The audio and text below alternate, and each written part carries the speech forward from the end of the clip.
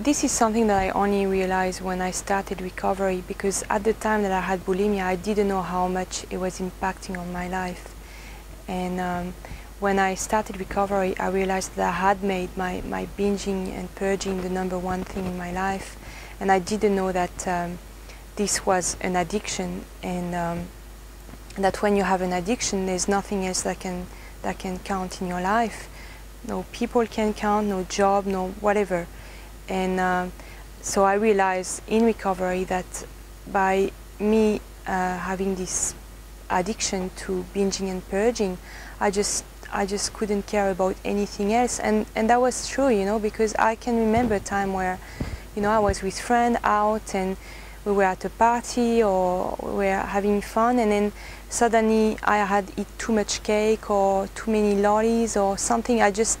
There was a limit in my head somewhere, and when I knew that I had eaten too much, I had to throw up. There was just something, and I would drop my friend, I would just come up with whatever excuse, and I would just go and find a place to throw up, and nothing would come before that, you know. I was raging if someone would be on my way to stop me from doing it. I mean, not knowing, you know, sometimes would say, oh, just stay a bit more. I would be like, no, I can't, you know. It was so urgent because I knew that I only had a limited time before I could throw up. So it was like this, and I would drop all the time things, you know. I would not even go to my job. There was time where I was at a job and then I had eaten too much at lunch and then I had to go. I was making up an excuse. I'm sick, sorry, I have to go. And so that was it, you know. #1 thing, my binging and purging. Everything else come after. And I didn't realize that, you know, I was not so much in touch with people. And there was,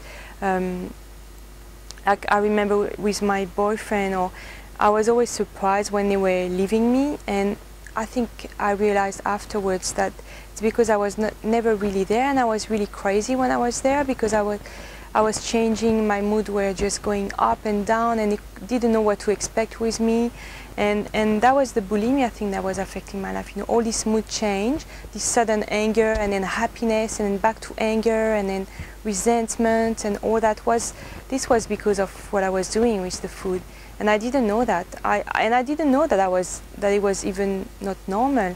I didn't know that I was that crazy. I just didn't know I couldn't see that. It's only when I start to recover that I start to look at what is normal, how normal people are, and I saw that I was